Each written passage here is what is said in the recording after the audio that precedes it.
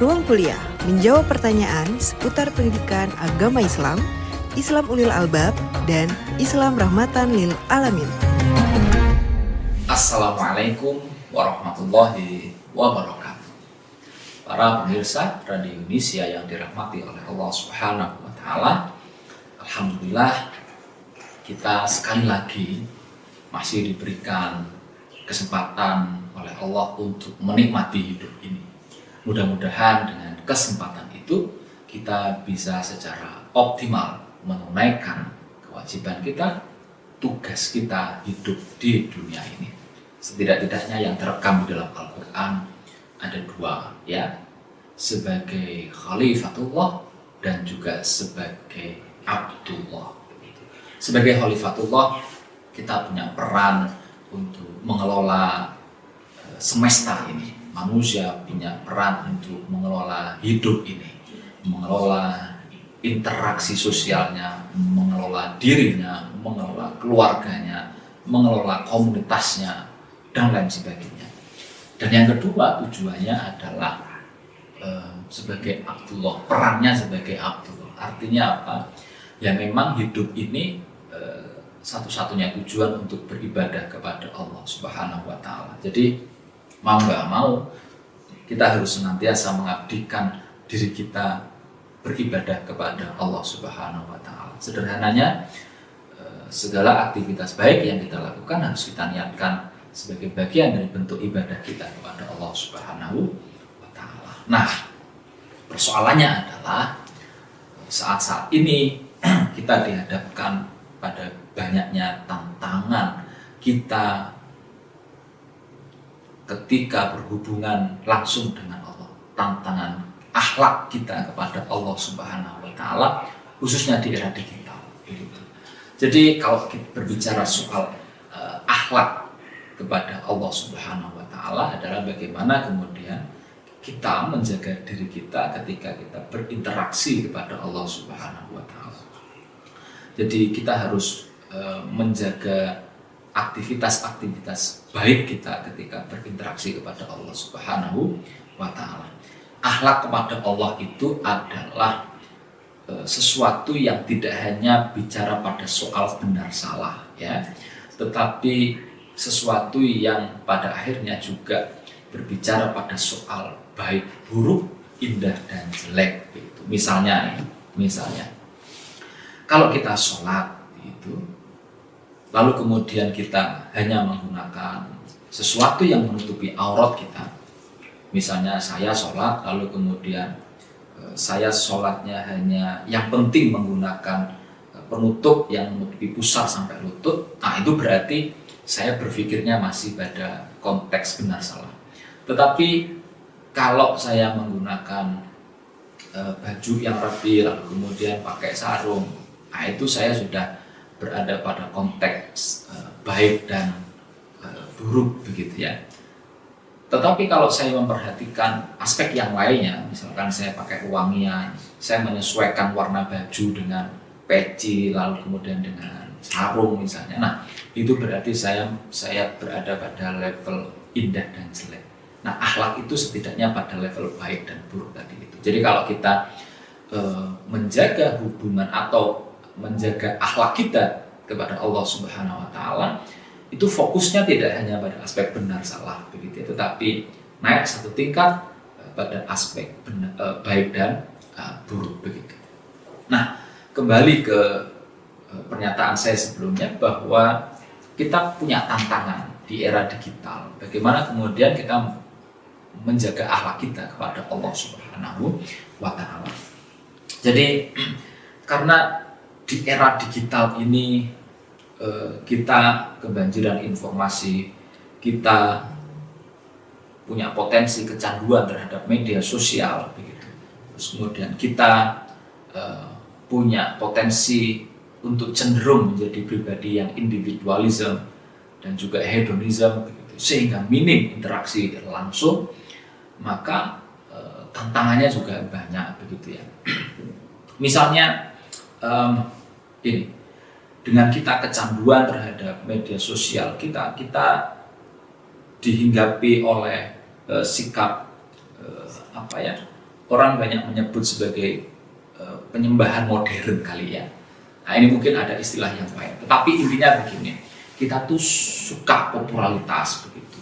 Jadi kita itu suka kalau misalnya kita unggah konten lalu kemudian ada yang like, ada yang komen, lalu kemudian ada yang nonton. Nah itu punya potensi riya misalnya begitu. Nah ini tantangan kita. Nggak apa, ada orang yang nge-like komen itu nggak apa-apa. Tapi itu tadi, itu punya potensi menjadikan diri kita riya. Nah itulah yang kemudian harus kita jaga. Kalau kita riya berarti itu mengganggu niat ibadah kita. Yang misalnya tadinya kita misalnya posting sesuatu tujuannya untuk menyebar kebaikan, tetapi kemudian karena banyak yang like, yang komen, terus kemudian membelokkan niat kita yang tadinya sudah bagus nih ya, karena Allah nyebarin kebaikan, tapi ini kok banyak yang komen dan like, wah berarti aku hebat. Nah itu potensial sikap riya menjadi bagian dari diri kita. Nah bagaimana kemudian kita mampu memanage itu. Lalu kemudian ini fenomena anonimitas digital. Nah ini juga menjadi tantangan kita ya. Seringkali itu kita bisa komen banyak hal, padahal kita nggak tahu atau nggak ngerti tentang sesuatu yang kita respon itu. Asal pokoknya komen aja, pokoknya ngasih tanggapan aja, padahal kita nggak tahu substansinya. Lalu kemudian kita meninggalkan itu. Nah itu anonimitas, begitu ya. Jadi tidak sedikit mungkin di antara kita yang kemudian punya akun Instagram yang lebih dari satu. Nah akun-akun yang lain itu kadang-kadang itu anonim gitu, tanpa nama atau ada namanya tetapi tidak kemudian menunjukkan diri kita. Yang kemudian akun-akun anonim itu digunakan untuk nyebar hoax begitu ya. Terus asal komen saja di Instagram, di TikTok gitu, lalu kemudian setelah itu kabur begitu. Nah, itu kemudian berpotensi menciptakan problem-problem horizontal, termasuk kalau hoaxnya terkait dengan ajaran Islam juga berpotensi menciptakan problem-problem hubungan manusia dengan Allah Subhanahu wa Ta'ala.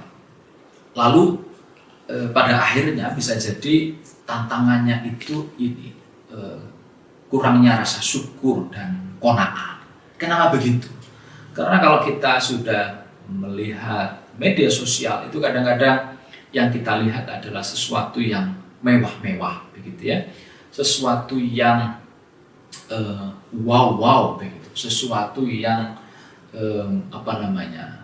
sesuatu yang tinggi-tinggi yang kemudian itu meninabobokan kita karena kita tidak mempunyai sesuatu itu. Saya kasih contoh misalnya, kita sehari-hari itu sudah nyaman tuh pergi ke sana kemari hanya menggunakan sepeda motor misalnya ya. Tapi begitu buka Instagram atau buka TikTok, lalu kemudian kita melihat teman kita sudah punya mobil tuh misalnya. Nah itu kadang-kadang ada potensi tuh rasa kurang syukur dan qanaah atas kemudian yang diberikan oleh Allah Subhanahu wa Ta'ala begitu ya. Oh itu kok sudah punya mobil ya, saya kok cuma motor saja. Padahal awalnya kita tuh baik-baik saja tuh naik motor ya. Tetapi berkat kita melihat itu, lalu kemudian muncul rasa kurang bersyukur, rasa tidak qanaah. Nah, itu tantangannya, itu potensinya. Maka hal-hal semacam itu harus kemudian kita hindari begitu ya. Nah, bagaimana caranya, solusinya agar kemudian kita terlepas dari tantangan-tantangan itu? Saya kira banyak ya solusinya, tapi setidak-tidaknya yang pertama adalah kita harus betul-betul selalu mendekatkan diri kita kepada Allah Subhanahu wa Ta'ala. Caranya banyak, bisa dengan sholat, bisa dengan zikir, ya, bisa dengan tadabbur alam, lalu kemudian mengkaitkan semua yang ada di dunia ini dengan Allah. Nah, dengan begitu, mudah-mudahan kesadaran kita dengan Allah itu selalu terhubung begitu. Jadi kita tidak mudah terganggu dengan pesatnya era digital ini.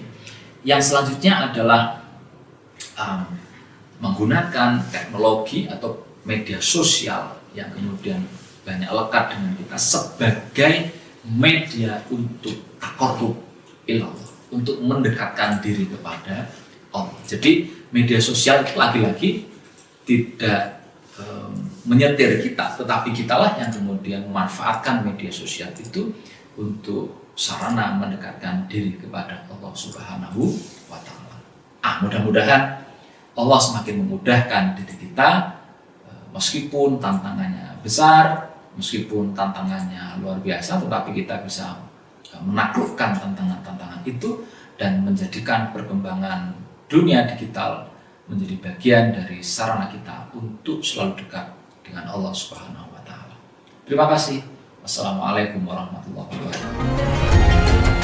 Ruang Kuliah menjawab pertanyaan seputar pendidikan agama Islam, Islam Ulil Albab, dan Islam Rahmatan Lil Alamin. Ruang Kuliah, persembahan dari Radio Dakwah Unisia, suara kebaikan, inspirasi kehidupan.